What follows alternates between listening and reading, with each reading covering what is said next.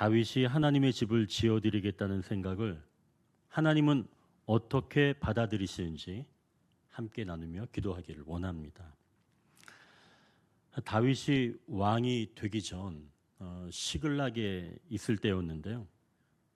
이가 이제 이 출정을 마치고 시글락에 돌아왔는데 와서 보니까 성읍은 다 불타 있었고 아녀자들, 어린아이들 다 아말렉에 붙잡혀 간 겁니다.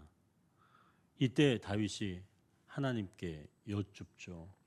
하나님, 우리가 지금 쫓아가면 그들을 잡을 수 있겠습니까?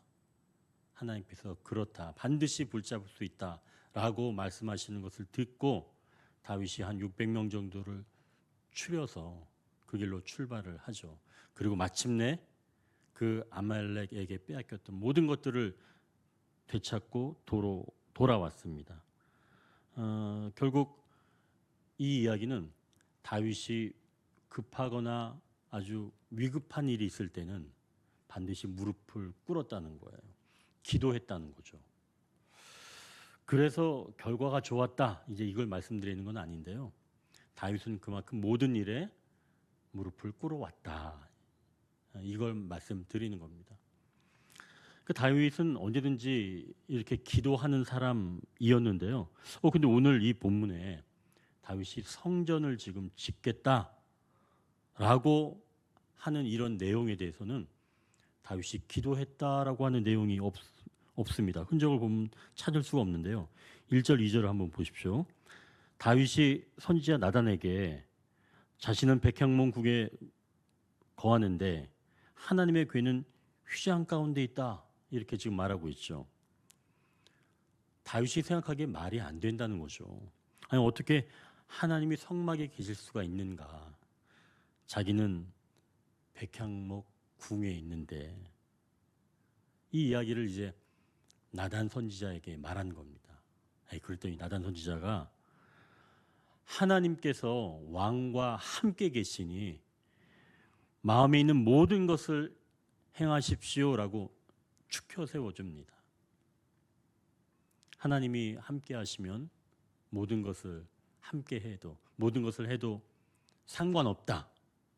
물론 이제 이렇게 부정적인 느낌을 가지고 이야기한 것은 아니지만, 자칫 하나님과 함께 하는 자는 자기가 원하는 것 뭐든 그대로 행할 수 있다, 이렇게 충분히 오해할 수 있을 만한 그런 말씀 아닐까요? 그러니까 뭐 하나님이 계시니까 내가 마음에 원하는 거 그냥 그대로 다 하는 거죠. 그러나 그렇지 않다는 겁니다. 하나님을 위한다고 생각하는 일조차 기도하며 해야 하는 줄 믿습니다. 제가 이제 성도 사업장에 신방을 갈 때 어떤 본문으로 설교해야 하는지 기도를 합니다. 목사님, 목회자가 기도하는 건 당연한 거 아닌가요? 이렇게 생각하겠지만, 사실 성도님 사업장 개업식 때 가면서 설교할 내용은 사실 어느 정도 정해져 있는 것 아닐까요? 주제는 대부분 축복하는 거 말입니다. 하나님이 함께 하시는 그런 사업장을 되기 위해서 우리가 어떻게 하면 좋겠다라고 하는 그런 축복의 내용이죠. 보통은 그런 내용이겠죠. 그러나 그렇지가 않다는 겁니다. 정말 겸손한 마음을 가지고 하나님께, 하나님, 오늘 성도 개업식에 어떤 말씀을 전해야 할까요? 이렇게 구하면 하나님께서는 그 상황에 딱 맞는 그런 말씀을 주시며 그것이 곧 생명의 말씀인 줄 믿습니다. 근데 그게 말처럼 쉬운 건 아니에요. 왜 그러냐면, 제가 이제 그렇게 기도하면서 말씀을 딱 이제 받아서 이제 펴봤죠. 펴봤는데, 이 본문을 읽어보니까 개업식 축복의 말씀이 아니었어요. 보통 개업식의 축복의 말씀은 그 사업주 되는 성도를 위해서 축복하는 말씀이 대부분이겠죠. 근데 제가 본문을 자세히 살펴보니까 그 개업식의 주인공인 그 성도를 축복하라는 말씀이 아니라 그 개업식을 축하하러 온 사람을 축복하라는 거예요. 이게 굉장히 저한테는 도전이 됐습니다. 아니, 하나님, 저는 지금 개업하는 이분을 좀 축복하고 싶은데 어떻게 개업식을 축복하러 온 그 사람을 축복하라고 말합니까? 그리고 그러면 그 개업식 주인공 그분은 좀 삐지지 않을까요? 네, 이런 마음이 있는 거죠. 그거 도전이에요. 그걸 넘어가기가 쉽지 않습니다. 그러면 하나님, 저 한 번만 더 기도하겠습니다. 본문을 다시 덮고 다시 기도할 수 있겠죠. 일단 제 생각 같지 않으니까. 그렇다고 여러분 오해하지 마십시오. 아니, 우리 목사님 어떻게 저러냐, 이단 아니야, 그렇게 생각하지는 마십시오. 충분히 그럴 수 있습니다. 그런데 일단은 기도했으니까 그럼 이제 말씀에 순종을 해서 그래, 그러면은 오늘 함께하는 그분이 곧 복된 사람이구나. 그래, 그러면 좀 이상하긴 하지만 그분을 마음껏 축복하자. 그것이 곧 그 사업장이 잘 되는 길인다라고 생각을 했죠. 그래서 이제 그 사업장에 가서 정말 거기 온 축복을 하러 온 분들을 축복을 했습니다. 그렇죠? 그랬더니 모두가 은혜를 받았어요. 저도 그 오픈한 분도 또 함께 축복하러 온 분도. 그래서 정말 저는 그날 너무나 감동이었습니다. 하나님이 기도하는 자에게 말씀을 주시고 그것대로 순종하게 될 때 그 한 분만 축복하는 게 아니라 오히려 모든 분들이 복을 받는 거예요. 너무 감사하더라고요. 결국 하나님께 올려드리는 일일수록 우리가 기도해야 한다는 거죠. 하나님은 그걸 원하시는 겁니다. 하나님은 가장 정확한 분이시기에 그에 맞는 것을 주시는데 그것은 곧 기도를 통해서 주신다라고 하는 거죠. 여러분, 기도하시면 하나님께서 이렇게 채워가신 줄 믿습니다. 정말 기도는 놀라운 거예요. 근데 지금 다윗은 어때요? 기도하지 않았잖아요. 큰일입니다. 그런데 다행인 건 다윗이 혼자 결정하지 않은 건 다행이에요. 왕이라고 자기가 생각한 것을 그래, 해야 되겠다 결정하고 행동으로 밀어붙이는 게 아니라 누군가에게 내 생각을 말하면서 의견을 묻는 것이 필요하다는 거죠. 기도하지 않았다면 말입니다. 그런 의미에서 이 다윗이 나단에게 먼저 말하는 것은 그나마 좀 잘한 겁니다. 내가 생각하고 판단해서 내가 행동한다면 잘못된 길에 들어설 확률이 높으니까요. 그래서 다른 사람의 의견을 묻는다는 것은 결국 다른 각도에서 그 일을 바라볼 수 있게 되는 것이고 결국 잘못된 점을 발견할 수 있는 확률이 더 높아진다는 것이죠. 그러니 실수를 당연히 줄여줄 수 있는 겁니다. 자, 그러니 내가 생각하고 판단하고 행동하기 전에 함께 공유하는 것이 중요하겠죠. 자, 그럼 누구랑 공유할까요? 아무나? 아니죠. 아무나 공유하게 되면 오히려 위험해집니다. 오늘 다윗은 누구랑 이 생각을 공유했나요? 내 마음을 이해해주고 내가 원하는 대로 하라고 격려해주는 사람? 그런 사람이 필요한가요? 아니죠. 나단처럼 아무리 좋은 일이라고 하더라도 처음에는 그래요. 하나님께서 당신과 함께 하시니까 당신 원하시는 대로 하십시오 라고 말했지만 그래도 집에 돌아가서 그 좋은 일을 한 번 더 기도할 줄 아는 사람, 바로 그런 사람에게 이야기를 해야 됩니다. 그래서 결국 나를 위해 기도하는 한 사람, 그 사람에게 우리는 내가 생각하고 판단한 것들을 이야기할 수 있다는 것이죠. 그러나 나를 위해 말해주는 사람, 그런 사람이 아니라는 것을 꼭 기억하십시오. 내가 원하는 대답을 해주는 사람, 그런 사람만 내 옆에 둔다면 정말 그건 더 끔찍한 일입니다. 그러니 그보다는 하나님의 어떠하심을 말해줄 수 있는 바로 그 사람이 내 곁에 있어야 하고, 바로 그 사람에게 내가 생각한 것들을 나눌 수 있어야 한다는 것이죠. 바로 그 사람이 우리에게 필요한 줄 믿습니다. 그러나 우리는 어떤가요? 보통은 내가 원하는 것을 말해주는 사람을 원하죠. 그래야 너는 참 훌륭해, 그 생각. 야, 너 멋지다. 이렇게 말해주는 사람을 원하잖아요. 그래서 막 그냥 같이 옆에서 막 우샤우샤 해주는 사람 말이죠. 내 마음을 흡족하게 해줄 사람 말입니다. 그러나 그런 사탄과 같은 사람은 오히려 내 영혼을 망칠 수 있습니다.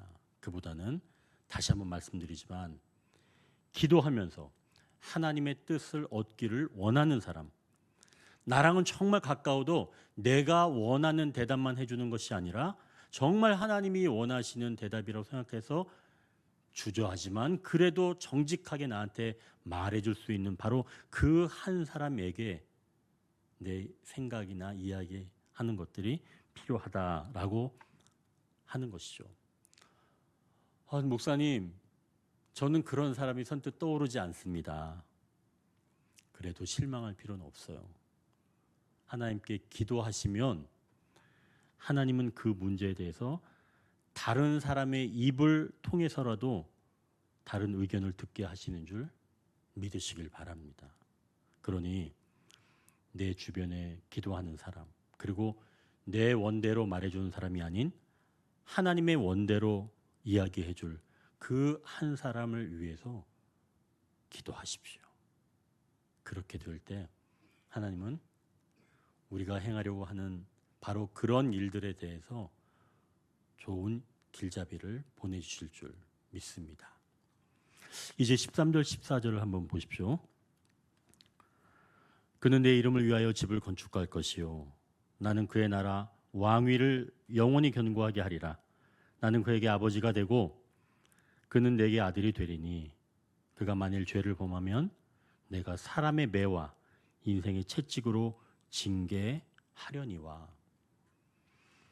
성전을 지을 사람은 다름이 아니라 다윗의 씨로 하나님은 그에게 아버지가 되고 그는 하나님의 아들이 된다고 말씀합니다. 하나님의 성전을 짓는 사람은 하나님과 아들로서의 관계가 되는 사람이 짓는다는 거예요. 그러니까 이 본문은 사실 다윗의 아들인 솔로몬에 관한 본문입니다. 하지만 신약에 와서는 다윗의 씨로 오신 예수님을 말하는 거죠. 그래서 사도 바울은 에베소서 6장 22절에 너희도 성령 안에서 하나님이 거하실 초소가 되기 위하여 그리스도 예수 안에서 함께 지어져 가느니라 라고 말씀합니다. 결국 예수님이 오신 이후에는 하나님이 거하시는 곳이 보이는 성전이 아니라 보이지 않는 우리 마음의 성전을 세우셔서 하나님이 거하시는 그런 처소로 삼으신다는 말씀이시죠. 즉 우리가 마음을 열어 주님을 맞이한다면 주님에 의해서 이 성전이 지어져 가면서 하나님은 그러한 자들을 아들이다 말씀하시는 줄 믿으시길 바랍니다. 다윗은 지금 종이었어요. 신분이. 그런데 종은 하나님의 성전을 지을 수가 없다는 겁니다. 그럼 누가 성전을 지을 수 있다는 거예요? 아들. 아들이 되어야 성전을 지을 수가 있다는 겁니다. 그러니까 하나님과 그러한 관계가 되어야지만이 성전을 지을 수가 있고 그 성전은 곧 신약 시대 이후부터는 내 마음에 지어지기 시작한다는 거죠. 그러니까 아들이 돼야지만이 하나님과 관계가 되어야지만이 내 이 심령 안에 하나님의 성전이 세워지고 이 안에 하나님이 거하실 처소로가 되고 하나님이 거하시기 시작한다는 겁니다. 그럼 여러분 우리는 누구보다 높은 거예요? 다윗보다 나은 거예요. 다윗은 성전을 짓지 못했잖아요. 그러나 우리는 이제 하나님과 회복된 관계로서 아들이라는 영적 신분이 되었기 때문에 이제 이 심령 안에 하나님이 거하시는 처소가 이미 세워져 가는 줄 믿으시길 바랍니다. 여러분, 다른 사람들이에요. 다윗도 여러분들 굉장히 부러워할 사람들입니다. 성전이 지어져 가고 있다는 사실이죠. 물론 온전한 집은 아직 아니죠. 그 온전한 집이란 하나님이 온전하게 거하셔야 하는데 우리는 그만큼 이 땅에서는 온전한 상태를 누릴 수가 없기 때문에 우리는 온전히 지어져 가는 것을 사모하면서 살아가는 사람들이 된 것입니다. 자, 이렇게 하나님은 보이지 않는 성전을 우리 심령에 세우시면서 종의 관계가 아닌 아들의 관계 안에서 세우신다고 말씀합니다. 자, 그렇다면 이제 우리가 기억할 건 다윗도 자기가 가진 것으로 지을 줄 알았는데 짓지 못한 거죠. 그러니까 내가 가지고 있는 그런 재료로 지을 수는 없다는 겁니다. 하나님이 계시는 성전은 말이죠. 그렇다면 좋은 일을 많이 해서 세울 수도 있는 것도 아니고 재력이 풍부하다고 세울 수도 없고 머리가 좋아야 집을 세울 수도 없다는 겁니다. 그보다는 하나님과 그러한 관계가 되어야만이 집이 세워질 수가 있다는 거죠. 그러니 아무에게나 집을 허락하시지는 않다는 거예요. 그럼 관계가 되는 사람에게만 하나님께서 집을 지을 수 있도록 허락해 주신다는 겁니다. 그러니 하나님을 위한 성전은 곧 아들이기 때문에 여러분, 나는 이제 위치가 바뀐 사람이구나, 종의 신분이 아니구나 라고 하는 것을 기억하시길 바랍니다. 그러니 우리는 심령 안에 하나님이 거하신 처소가 이미 지어졌음을 기뻐하고 아들이 되었다는 사실을 믿으시길 바랍니다. 자, 이제 우리가 심령 성전을 지으면서 하나님을 나의 아버지라고 부를 수 있게 되었으니 얼마나 감사한가요? 자, 그럼 이런 일들이 언제까지 이루어지는지 한번 16절 보십시오. 거기 영원히 보존되고 영원히 견고하리라 말씀하셨죠? 이러한 영적 신분은 변화되는 게 아니에요. 이것은 하나님께서 다윗에게 맺으신 언약입니다. 이렇게 하시겠다는 거예요. 언제까지? 영원토록 우리의 신분을 하나님께서 보장시켜 주시겠다는 겁니다. 대신 말을 안 들을 때는 어떻게 하시겠다는 거예요? 징계를 하시겠다는 얘기죠. 아버지가 아들을 징계하는 것처럼. 왜요? 그 관계가 안에 이루어졌으니까. 다른 길로 가면 하나님께서 징계를 하시더라도 영원히 그 자리는 보존하겠다라고 말씀하시는 것이죠. 자, 그럼 이제 마지막으로 다윗은, 그렇다면 이젠 다윗은 어떤 자세로 살아가야 할까요? 다윗의 씨를 통해 하나님의 성전이 세워진다고 하시니까 그가 어떻게 살아가야 하는지 7절 한번 보십시오. 이스라엘 자손과 더불어 다니는 모든 곳에서라고 말씀합니다. 지금 하나님께서 이스라엘 자손과 다니신다고 말씀하는 거예요. 지금은 성전에 머물지 않으시고 함께 걷고 함께 동행하신다는 말씀입니다. 그러니까 심령 성전이 세워지기 전에 다윗이 해야 할 일은 하나님과 함께 동행하는 것, 그리고 그 모습을 보여주는 것이라는 거죠. 다른 사람에게 성전이 세워지는 것을 경험하기 위해선 이렇게 다윗은 하나님과 함께 동행하는 삶을 살아내야 한다라고 하는 겁니다. 여러분, 성경에서 이 땅에서 죽음을 맞지 않은 그런 사람 두 사람이 있습니다. 두 번째 사람을 먼저 이야기한다면 이 사람은 엘리야예요. 엘리야는 이 땅에서 죽음을 맛보지 않았죠.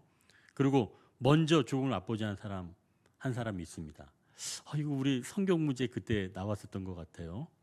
그래서 막 잘 맞추셨던 것 같은데 에녹이죠.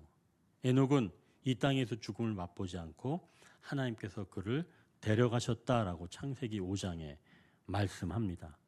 자, 에녹의 중요한 특징이 바로 하나님과 동행하는 삶이었어요. 그가 몇 년 동안 하나님과 동행했냐면 무려 300년 동안 하나님과 동행했습니다. 여러분, 제가 30년이라고 말하지 않았어요? 몇 년이라고요? 300년. 그러면 그 에녹이 몇 살 때 하나님께서 데려가셨을까요? 365세일 때 에녹이 하늘로 올라갔습니다. 그럼 여러분 잘 생각해 보십시오. 365세 때 하나님께서 그를 데려가셨는데 에녹이 하나님과 동행한 것은 몇 년이라고요? 300년. 그러면 하나님과 동행하지 않았던 때도 있죠. 그게 몇 년이에요? 65년 동안은 하나님과 동행하지 않은 겁니다. 그럼 65세 때는 그냥 자기 혼자 편하게 살았던 거죠. 여러분, 이 얘기 듣고 혹시 여기 있는 우리 청년들은 나는 아직 좀 나이가 남았으니까 30년 이상은 좀 괜찮겠네 라고 생각하시면 안 돼요. 우리는 그 정도까지 살 수가 없습니다. 자, 그러면 도대체 이 에녹이 65세에 무슨 일이 있었길래 그가 그때부터 하나님과 동행하였을까요? 이 구약 성경에서는 그 사람의 이름이 굉장히 중요한 단서가 된다, 제가 몇 번 말씀을 드렸는데요. 바로 그의 아들이 태어나고 나서부터 에녹이 하나님과 동행하기 시작하였습니다. 보통 사람도 그렇지 않아요? 자식이 태어나면 좀 정신을 차립니다. 그죠? 야, 내가 이 핏덩이를 먹여 살려야 되니까 야, 큰일이네 하고 보통 좀 정신을 차리죠. 자, 에녹의 아들은 굉장히 유명한 사람이에요. 어떤 것으로 유명하냐? 가장 오래 산 걸로 유명하죠. 바로 무드셀라입니다. 이 무드셀라는 원래 그 이름의 뜻이 창을 던지는 자 라고 하는 게 일반적인 뜻인데, 이 아더 핑크라고 하는 성서 해석가가 있는데요. 이분이 이 무드셀라의 이 언을 다 추적해서 보면 이 사람의 뜻은 그가 죽으면 마지막 심판이 온다라고 하는 그런 뜻이라는 거예요. 이게 굉장히 의미가 있습니다. 그가 죽으면 마지막 심판이 온다. 그럼 에녹의 입장에서는 내 아들 무드셀라가 죽으면 어떻게 된다는 얘기예요? 하나님의 심판이 임한다는 겁니다. 그럼 내 아들이 죽으면 돼야 한대요. 내 아들은 죽으면 안 되는 거예요. 그러겠죠? 그런데 내 아들이 언제 죽을지 어떻게 알아요? 내가 알아요? 모르죠. 내 아들이 언제 죽을지 모르는 거예요. 그럼 에녹은 내 아들이 오늘 또는 내일 죽을지 모르니까 오늘의 삶이 마지막일 수 있다라고 하는 생각으로 살아낸 겁니다. 언제 죽을지 모르니까. 그러니까 매일 언제 이 땅에 종말이 임할지 모르기 때문에 하나님을 찾고 하나님과 동행했던 거죠. 65세 때부터 에녹이 그렇게 삶을 시작을 한 겁니다. 이후 무드셀라가 369세 되던 해 손자인 노아가 태어납니다. 정확히 이 노아와 600년 동안 같이 살았죠. 그래서 노아가 600세 되던 해에 홍수가 시작이 되었는데, 그 해 969세 되는 바로 그 해 무드셀라가 죽게 됩니다. 홍수 때문에 죽었는지 그 먼저 죽었는지 원래 나오기는 좀 먼저 죽었다고 나오지만 아무튼 그 해에 죽은 거예요. 무드셀라가. 결국 하나님과 동행하면서 살았던 에녹이 손자와 그 노아 600년 동안 살면서 이야기해 주지 않았을까요? 내 아버지에 대한 이야기를 그 증손자뻘 되는 무드셀라에겐 손자이지만 그 노아에게 이야기해 주지 않았을까요? 600년 동안 너희 그 증조 할아버지가 이렇게 하나님과 동행해서 살았다. 하나님은 어떤 분이다 라고 하는 이야기를 아마 충분히 노아는 들었을 줄 압니다. 결국 그래서 그는 그렇게 하늘로 들려 올려줬고 하나님은 언젠가 나의 이름처럼 심판할 날이 올 것이다 라고 하는 것을 노아가 듣고 그렇게 하나님의 말씀대로 순종해서 방주를 만들지 않았을까요? 이건 물론 거룩한 상상입니다. 그러나 분명 하나님과 동행하는 삶을 통해서 그 자손들은 그의 삶을 보았을 수 있다는 것이죠. 그러니 여러분 기억하십시오. 하나님과 동행하는 삶, 바로 그것은 이렇게 내가 그 후대를 위해서 하나님의 집을 지어갈 그 후대를 위해서 또는 내가 이렇게 살아내는 것이다 라고 하는 것이죠. 그러나 하나님과 동행하는 그 삶을 살게 되므로 이미 그 심령에 하나님의 집이 지어져 가고 있지 않았을까요? 다윗은 자기가 보이는 성전은 짓지 못했지만 아마 보이지 않는 성전은 그 마음에 하나씩 하나씩 지어져 가는 줄 믿습니다. 그런 여러분, 하나님과 동행하는 삶, 그것을 통해서 내 후대가 아름답게 집을 세워져 갈 수 있도록 보여준 삶도 필요하고, 또한 내가 하나님과 동행하는 삶을 통해서 내 심령 안에서도 이미 하나님의 전이 아름답게 지어져 가고 있다는 사실을 믿으시길 바랍니다. 자, 이렇게 우리는 하나님이 이제 지어주시는 그러한 집을 우리는 소유한 사람들이 되었습니다. 자, 그러니 이제 먼저 우리는 하나님을 위한 일을 하더라도 기도하며 살아가야 하는 줄 믿습니다. 그리고 우리는 이제 하나님의 아들로서 살아가는 사람들입니다. 그리고 우리가 감당할 것은 다윗처럼 하나님과 동행하며 사는 것인 줄 믿으시길 바랍니다.